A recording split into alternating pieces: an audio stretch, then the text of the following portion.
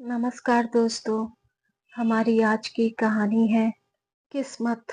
प्रियंका जैसे ही बाहर से अपनी माँ को ढूंढ कर आई तो उसकी भाभी बबीता उस पर चिल्लाते हुए बोली, आ गई महारानी घूम घाम के।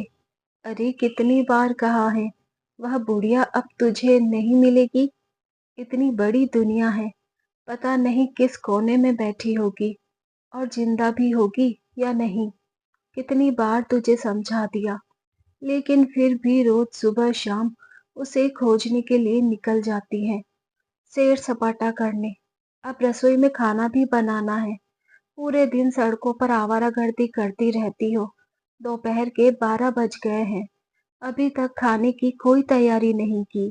वैसे भी आज मेरे मायके से मेरे मम्मी पापा और भाई भाभी सब लोग आने वाले हैं, तो सबके लिए खाना बनाना है। कब से तुम्हारा इंतजार कर रही थी। पता नहीं रोज रोज सड़कों पर क्या खाक छानने जाती हो। अब वह बुढ़िया कब की मर गई होगी, पर पता नहीं क्यों रोज उसे ढूंढने चली जाती हो।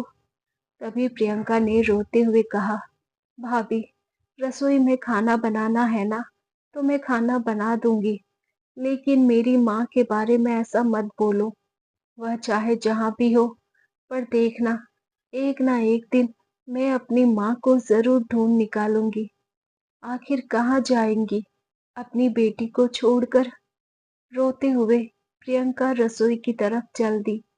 अच्छा होता अगर तुम्हें भी अपने साथ ले जाती, हमारे माथे छोड़कर चली गई। पीछे से बबीता ने कहा तो प्रियंका बोली, भाभी, अगर मैं माँ के साथ चली जाती तो तुम्हारे घर का काम कौन करता, खाना कौन बनाता।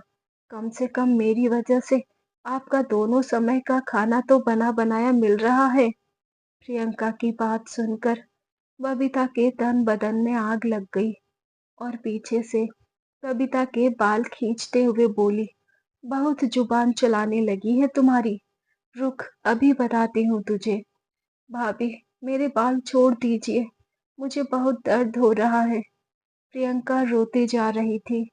तभी उसके रोने की आवाज सुनकर उसके भाई रमेश कमरे से बाहर आया और बोला, क्यों चिल्ला रही हो प्रियंका।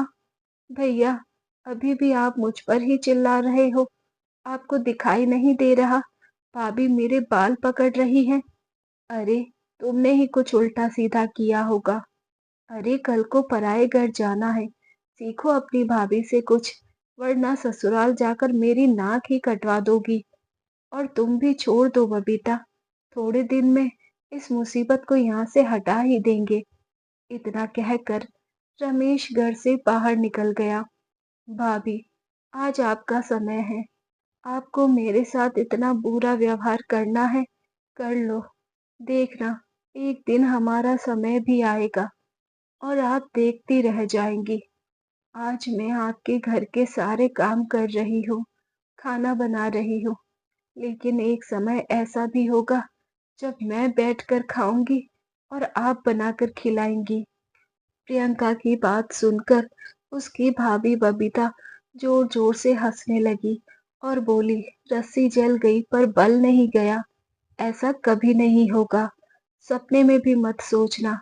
अब जा जल्दी और रसोई में खाना बना, मेरे मायके के सभी लोग आते ही होंगे। रोते हुए प्रियंका चुपचाप रसोई में खाना बनाने चली गई। भैया भाभी के व्यवहार से प्रियंका बहुत ज्यादा दुखी थी। रसोई के एक कोने में बैठी बैठी बहुत देर तक रोती रही, अपनी माँ को याद करती रही। माँ, आप कहाँ चली गई। मैं पिछले एक हफ्ते से आपको ढूंढ ढूंढ कर परेशान हो गई हूँ, लेकिन आप कहीं नहीं मिल रही है। माना कि आपकी थोड़ी याददाश्त कमजोर थी, लेकिन इसका मतलब यह तो नहीं कि आप अपने घर को और अपनी बेटी को ही भूल जाए। आप जहाँ कहीं भी हो माँ, जल्दी से अपने घर वापस आ जाओ। एक आपके अलावा मेरा इस घर में है ही कौन। आप ही तो थी जो मुझे समझती थी। भाभी तो वैसे भी पराई है और भैया भी भाभी के आने से पराए हो गए हैं। उन्हें हम दोनों का दुख दर्द दिखाई नहीं देता। एक तो आपकी तबीयत ठीक नहीं माँ, ऊपर से पता नहीं कहाँ चली गई हो। तुम्हारा बुखार ठीक हुआ भी होगा या नहीं। अपनी माँ को याद करते प्रियंका बस रोए जा रही थी। दरअसल 1 हफ्ते पहले मनोरमा जी पता नहीं कहाँ गायब हो गई थी। तब से उनकी बेटी प्रियंका उन्हें खोजने में लगी हुई थी। जब तक प्रियंका के पिता थे, तब तक घर में सब कुछ ठीक था। प्रियंका बीए फाइनल ईयर की पढ़ाई कर रही थी, लेकिन 1 साल पहले ही उसके पिता का देहांत हो गया। भाभी को घर में आए मात्र 6 महीने ही हुए थे। जब भाभी घर में आई, तो कुछ दिनों तक तो सब कुछ ठीक रहा, लेकिन भाभी ने घर में आते ही अपना रोब जमाना शुरू कर दिया। पूरे घर पर कब्जा कर लिया। अपनी सास को भी उल्टा सीधा बोलती रहती थी, जो उसकी बेटी प्रियंका को बिल्कुल पसंद नहीं था। कुछ दिनों से मनोरमा जी की तबीयत ठीक नहीं थी, तो प्रियंका ने अपने भाई रमेश से कहा, भैया, माँ की तबीयत ठीक नहीं है, उनको पास के ही अस्पताल में ले चलो। तो भाभी ने कहा, अस्पताल? अस्पताल ले जाने की क्या जरूरत है? बुढ़िया 70 वर्ष की होने को है, अब और कितना जिएगी? जी ली जितना जीना था। अब हम इसके इलाज में एक पैसा भी खर्च नहीं करेंगे। थोड़ा बहुत बुखार है, 2-4 दिन में अपने आप ठीक हो जाएगा। भाभी, आप कैसी बातें कर रही हो? माँ को 104 बुखार है और आप कह रही हो कि अपने आप ठीक हो जाएगा। अगर माँ को कुछ हो गया तो मैं क्या करूंगी? एक माँ ही है जिनकी वजह से मुझे इस घर में अच्छा लगता है। प्रियंका ने अपनी भाभी बबीता से कहा, तो बबीता चिल्लाते हुए बोली, अरे, बहुत दिन रह ली इस बुढ़िया के पास, अभी भी तुम्हारा मन नहीं भरा क्या?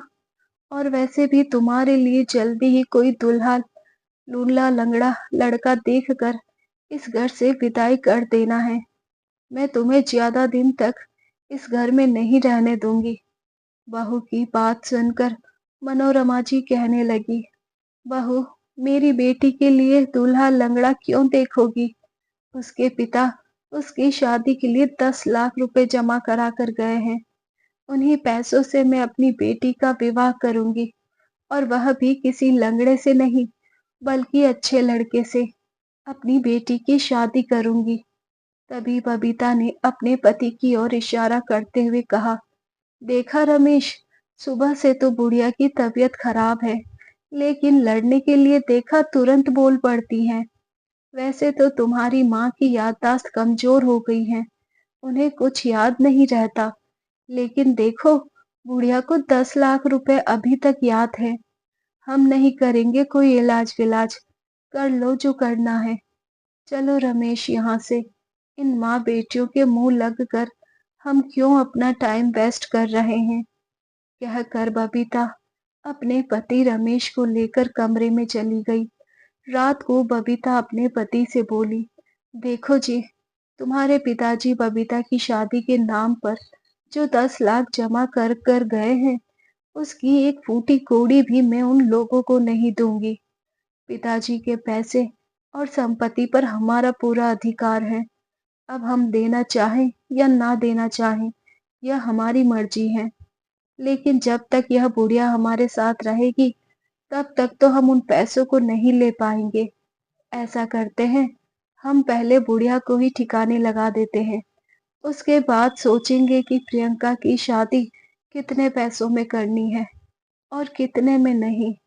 यह ठिकाने लगाने वाली बात सुनकर रमेश चौंकते हुए बोला, यह ठिकाने लगाने का क्या मतलब है तुम्हारा?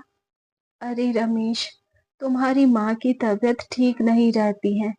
कल उनको हम अस्पताल के नाम पर कहीं ले चलते हैं और कहीं भी छोड़कर आ जाएंगे।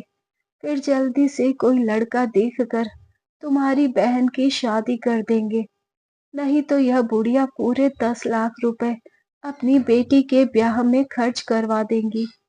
हाँ बबीता, यह आइडिया तो तूने बहुत अच्छा लगाया है। धन्य हो गया मैं तो ऐसी पत्नी पाकर। कहकर दोनों ठहाका लगाकर हंसने लगे। तो बबीता बोली, अरे हंसने से काम नहीं चलेगा, जल्दी कुछ सोचो। हाँ बबीता, मैं कल ही पास के शहर में एक वृद्ध आश्रम में बात करता हूँ। उधर इस बुढ़िया को भेज दूंगा। दूसरे दिन रमेश अपनी माँ से बोला, माँ तुम तैयार हो जाओ, मैं तुम्हें डॉक्टर के पास दिखाने ले जा रहा हूँ। इतना सुनते ही प्रियंका खुश हो गई और बोली, क्या सच में भैया, आप माँ को डॉक्टर के पास दिखाने ले जा रहे हो? चलो मैं भी माँ के साथ चलती हूँ। तो रमेश ने हड़बड़ाकर कहा, तू मेरे साथ जाकर क्या करोगी? घर पर बहुत सारे काम हैं, तुम घर पर ही रहो। लेकिन क्यों भैया, मैं भी साथ चलती हूँ, माँ को अच्छा लगेगा। तभी अंदर से आते हुए बबीता ने कहा, अरे जाने के लिए तैयार हो गई? उस बुढ़िया को दवाई तो दिलानी है, वह तुम्हारे भैया दिला देंगे। तुम चुपचाप घर का काम करो। ठीक है भैया, माँ को अच्छे से लेकर जाना, प्रियंका ने कहा।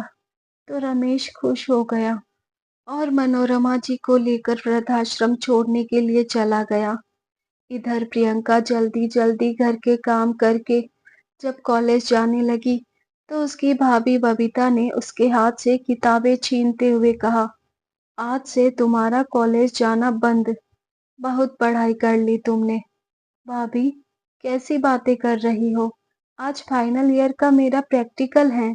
अगर आज नहीं जाऊंगी तो मेरी 3 साल की मेहनत बर्बाद हो जाएगी। अरे, बर्बाद हो जाएगी तो हो जाने दो। वैसे भी पढ़ाई करके तुम्हें कौन सी नौकरी करनी है? चुपचाप से घर के कामों पर ध्यान दो, वरना अगले घर जाकर हमारी नाक कटवाओगी। अब जाओ, रसोई में पहले खाना बनाओ, फिर बहुत सारे कपड़े धोने हैं। बबीता ने कहा। तो प्रियंका बोली, भाभी, यह सारे काम कॉलेज से आने के बाद कर दूंगी। प्लीज आप मुझे कॉलेज जाने दो। अच्छा, तुम ऐसे नहीं मानोगी, कहते हुए बबीता ने प्रियंका को कमरे में धक्का दे दिया और बाहर से कुंडी लगा दी। प्रियंका रोती रही, प्लीज भाभी मुझे कॉलेज जाने दो, मेरे 3 साल की मेहनत बर्बाद हो जाएगी।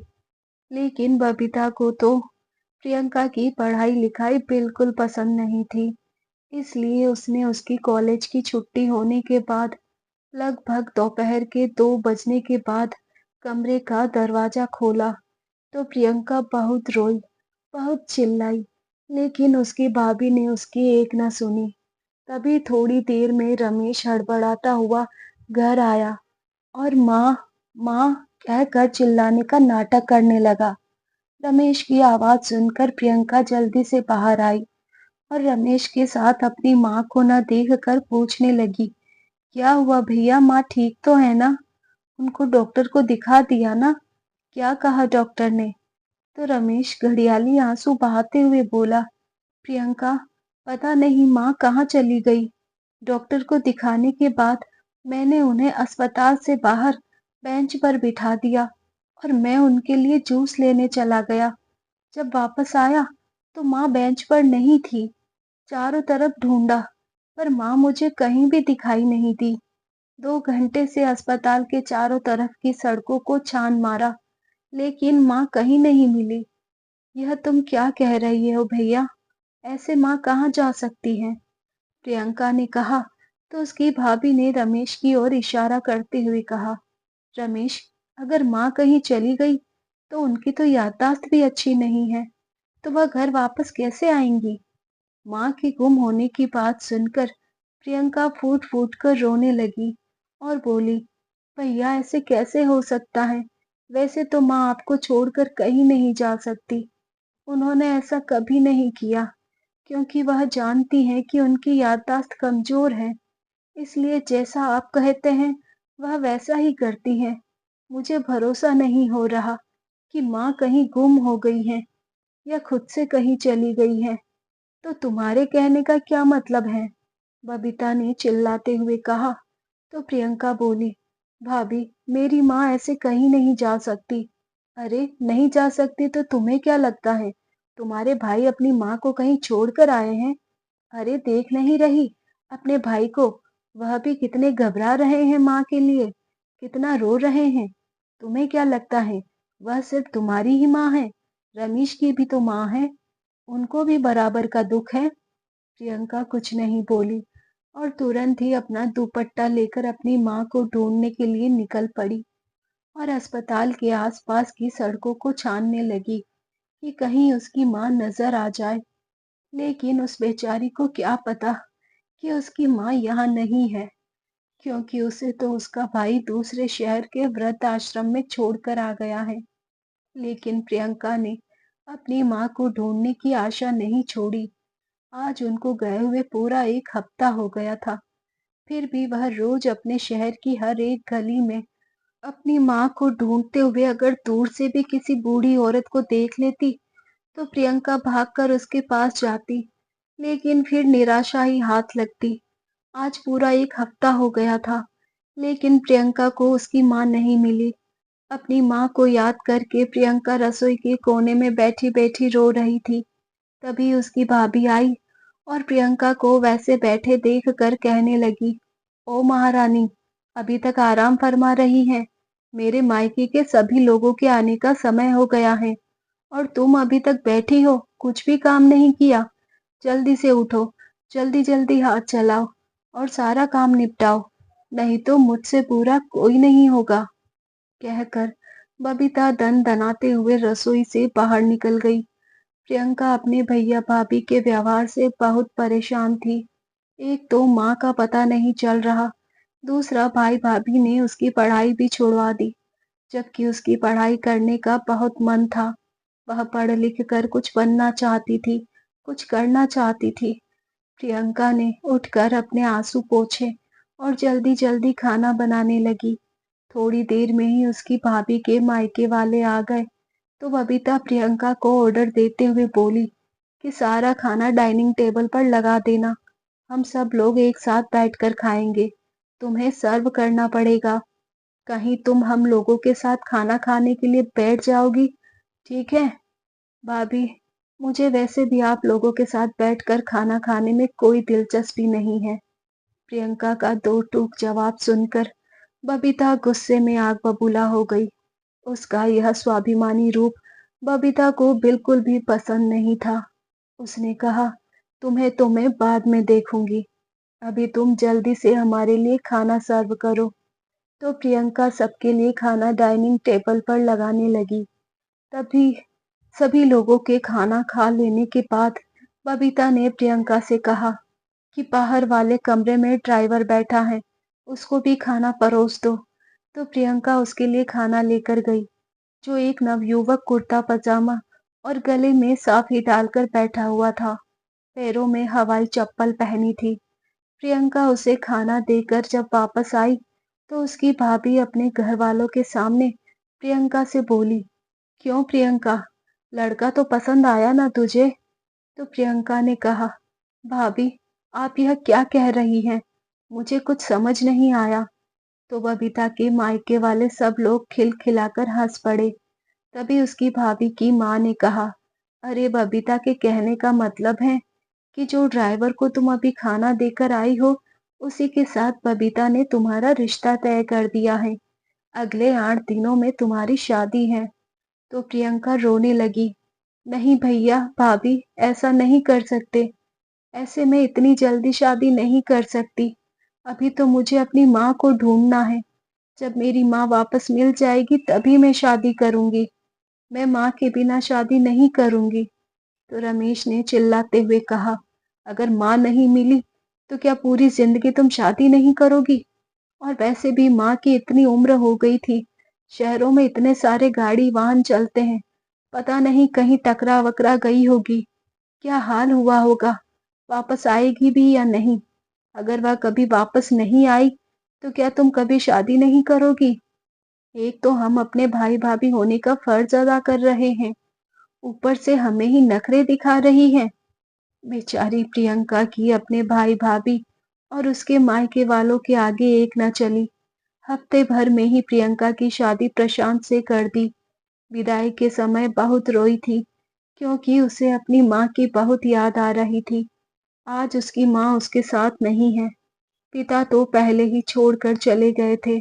भाई भाभी ने भी उसे पराया समझकर घर से निकाल दिया और शादी के बाद कभी दोबारा प्रियंका को अपने मायके नहीं बुलाया। विदाई के समय उसकी भाभी ने कह दिया था कि अब तुम्हारा इस घर से कोई रिश्ता नहीं है। अब जिस घर में तुम ब्याह कर गई हो, उसी घर में अपनी पूरी जिंदगी बिताना। हमारे घर में पलट कर आने की तुम्हें कोई जरूरत नहीं है। तो प्रियंका ने कहा, ठीक है भाभी, मैं भी आप लोगों के घर नहीं आना चाहती। अब इस घर में मेरी माँ नहीं तो मेरा मायका भी नहीं। प्रियंका विदा होकर अपने ससुराल चली गई। तभी एक दिन बबीता ने अपने पति रमेश से कहा कि चलो अच्छा हुआ बुढ़िया भी चली गई और फोकट में उसकी बेटी का विवाह भी कर दिया। अब 10 लाख रुपए हमारे हुए। अब हम इन रुपयों से एक कार खरीदेंगे और फिर घूमने फिरने के लिए चलेंगे। हाँ बबीता, तुम सही बोल रही हो। हम बहुत दिनों से कहीं घूमने नहीं गए हैं। अब हम अपनी इच्छा पूरी करेंगे। 1-2 दिन में रमेश ने अपनी माँ के पैसे से यह कार खरीद ली और रोज मियाँ बीवी कहीं ना कहीं घूमने फिरने जाते। एक दिन में बबीता कहीं घूमने ही जा रहे थे कि रास्ते में किसी दूसरी गाड़ी से एक्सीडेंट हो गया। आसपास के लोगों ने उन्हें अस्पताल तो पहुंचा दिया, पर उनकी हालत बहुत गंभीर थी। बबीता को तो फिर भी कम चोटें आई थी, जो जल्द ही ठीक हो गई। पर रमेश, उसका एक पैर काटना पड़ा। वह पूरी तरह से चलने फिरने में असमर्थ हो गया। रमेश के इलाज में बबीता को अपनी सारी प्रॉपर्टी बेचनी पड़ी। अब तो बबीता का यह हाल हो गया कि उसके पास कितने पैसे बचे थे खाने के लिए, उसके भी लाले पड़ने लगे थे।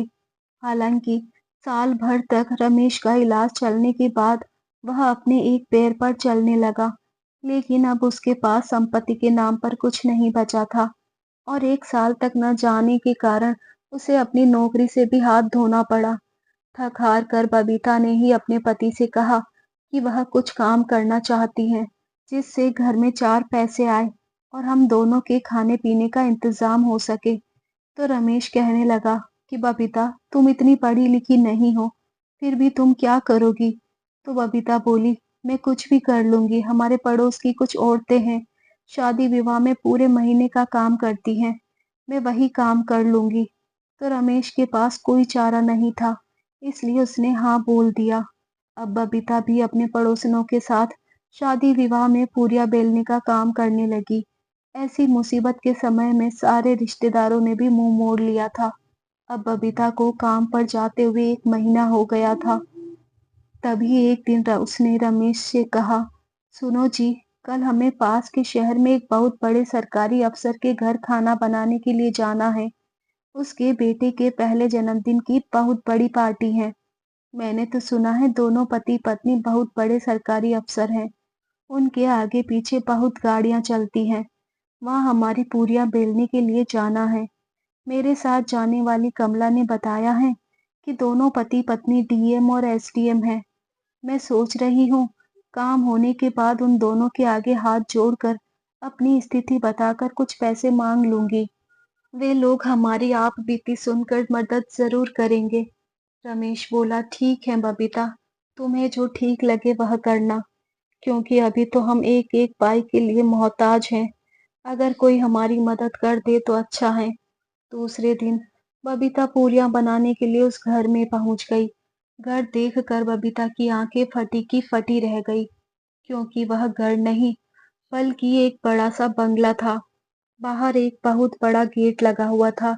2 सिक्योरिटी वाले बंदूक लेकर खड़े हुए थे। पूरी चेकिंग के बाद ही अंदर जाने दिया गया था। लोगों के आने जाने का तांता लगा हुआ था। एक के बाद एक बड़ी बड़ी कारें आ रही थी। तभी उधर से बबीता को एक बुढ़िया आती हुई दिखाई दी, जो खाने को चेक कर रही थी। लेकिन पता नहीं क्यों बबीता को वह बुढ़िया कुछ जानी पहचानी सी लगी, इसलिए वह बुढ़िया के पीछे पीछे जाने लगी। बबीता को पता ही नहीं चला कि कब वह बूढ़ी अम्मा का पीछा करते करते घर के अंदर आ गई, क्योंकि खाना तो घर के पीछे वाले हिस्से में बन रहा था। तभी अंदर खड़े हुए एक व्यक्ति ने बबीता को रोक लिया और बोला कि आपको किसी से मिलना है? तो बबीता ने कहा कि जी हाँ, मुझे उस बूढ़ी अम्मा से मिलना है। तो सिक्योरिटी वाला अम्मा जी को आवाज देते हुए बोला, अरे माता जी, आपसे कोई मिलना चाहता है, जरा इधर तो आना। तो जैसे ही वह अम्मा जी वापस मुड़ी तो बबीता के होश उड़ गए, क्योंकि वह अम्मा जी कोई और नहीं बल्कि बबीता की सास मनोरमा जी थी। सास को देखकर बबीता के पैरों तले जमीन खिसक गई। वह भागकर अपनी सास के पास गई और हाथ जोड़कर बोली, माँ जी, आप इधर कैसे? आपको तो। वह कुछ बोलती उससे पहले ही पीछे से आवाज आई, हाँ भाभी, माँ को तो भैया वृद्ध आश्रम छोड़ आए थे ना, तो माँ को तो वृद्ध आश्रम में होना चाहिए था। माँ के इतने ठाट बाट देखकर आपके तो होश उड़ गए होंगे। सामने अपनी ननद को देखकर तो बबीता को आश्चर्य का ठिकाना ही नहीं रहा। उसे समझ में नहीं आ रहा था कि यह सच है या सपना। ऐसा कैसे हो सकता है? प्रियंका की बात का उसके पास कोई जवाब नहीं था। वह सोच रही थी कि प्रियंका को कैसे पता चला कि उसके भाई माँ को वृद्ध आश्रम छोड़कर आए थे। क्यों भाभी, आपने क्या सोचा था कि मुझे कुछ पता नहीं चलेगा? आप तो यही सोच रही थी कि आप माँ को वृद्ध आश्रम भिजवा देंगे और मैं माँ को ढूंढ नहीं पाऊंगी। मैंने कहा था ना, एक दिन मैं माँ को जरूर ढूंढ निकालूंगी। और देखो, मैंने माँ को ढूंढ लिया। लेकिन आप इधर क्या कर रही हैं और मेरे घर में कैसे आ गई? तभी पास में खड़ा हुआ व्यक्ति बोला, अरे मैडम, यह तो पीछे खाना बनाने वालों की औरत है, जो पूरियां बनाने का काम कर रही थी। तो इधर तुम क्या कर रही हो? चलो उधर वापस जाओ। और वहां से वापस जाने लगी तो प्रियंका ने कहा, भाभी, 2 साल पहले मैंने कहा था ना, आज आपका समय है। आप मुझसे खाना बनवा रही हो, लेकिन एक दिन समय ऐसा आएगा जब आप मेरे लिए खाना बनाएंगी। तो आज वही समय है। प्रियंका की बात सुनकर बबीता भी बिफर पड़ी और बोली, तुम्हारे कहने का क्या मतलब है? मैं तुम्हारे लिए क्यों खाना बनाने लगी? मैं तो इधर बहुत बड़े सरकारी अफसर के घर में खाना बनाने आई हूँ, जिसके बेटे का जन्मदिन है। तो प्रियंका बोली, भाभी, यह घर मेरा है और आज मेरे ही बेटे का जन्मदिन है, और वह दोनों सरकारी अफसर हम दोनों ही हैं। प्रियंका की बात सुनकर बबीता चौंकती हुई बोली, क्या वे दोनों सरकारी अफसर तुम दोनों हो? यह कैसे हो सकता है? मैंने तो तुम्हारी पढ़ाई छुड़वा दी थी और तुम्हारी शादी एक ड्राइवर से की थी। तो प्रियंका बोली, भाभी, आप मेरे भगवान नहीं हैं जो मेरी किस्मत लिख देंगी। मेरी किस्मत में पढ़ाई लिखाई थी। आपने भले ही मेरी शादी एक रिक्शा वाले के बेटे से की, लेकिन वह रिक्शा वाला प्रशांत नहीं चलाते थे। दरअसल वह रिक्शा उनके पिताजी का था। प्रशांत तो अपनी आईपीएस की तैयारी कर रहा था। उस दिन उनके पिताजी घर पर नहीं थे, इसलिए आपके मायके वालों के ड्राइवर बनकर उनके पिताजी की जगह प्रशांत आए थे। क्या एक ड्राइवर का बेटा आईपीएस की तैयारी नहीं कर सकता? मेरी शादी होने के बाद जब मैंने प्रशांत को आईपीएस की तैयारी करते हुए देखा, तो मैंने उन्हें बताया कि मुझे भी पढ़ाई करनी है, मुझे भी पढ़ लिख कर कुछ बनना है। तो उसने अपने साथ साथ मेरी भी पढ़ाई शुरू कर दी और आखिरकार हमारी मेहनत रंग लाई। हम दोनों ही बड़े अफसर बन गए। आज देखो, हमारे पास पैसा है, बंगला है, गाड़ी है और मेरी माँ भी है। इसी को किस्मत कहते हैं भाभी। प्रियंका की बातें सुनकर बबीता के पैरों तले जमीन खिसक गई। उसने कहा, लेकिन तुम्हें माँ कहाँ मिली? बबीता ने पूछा। तो प्रियंका बोली, जहाँ भैया माँ को छोड़कर आए थे, माँ मुझे वृद्धाश्रम में मिली थी। हमारी नौकरी लगने के बाद हम दोनों यहाँ के सभी वृद्धाश्रम में खाना बांटने गए थे, तो माँ मुझे उधर ही मिली थी और माँ ने मुझे सब कुछ बता दिया है। कैसे आप लोगों ने अस्पताल का नाम लेकर माँ को वृद्धाश्रम छोड़ दिया। इतना सुनते ही बबीता मनोरमा जी के पैरों में गिरकर गिड़गिड़ाते हुए कहने लगी, माँ जी, अब आप ही मेरा सहारा हो। अपने घर चलो। रमेश का एक्सीडेंट हो गया था, उसका एक पैर कट गया है। मुझे आपकी मदद की बहुत जरूरत है माँ जी। मेरी कुछ मदद कर दो। आज मेरी परिस्थितियां यह हो गई हैं कि मुझे दूसरों के घर में खाना बनाने का काम करना पड़ रहा है।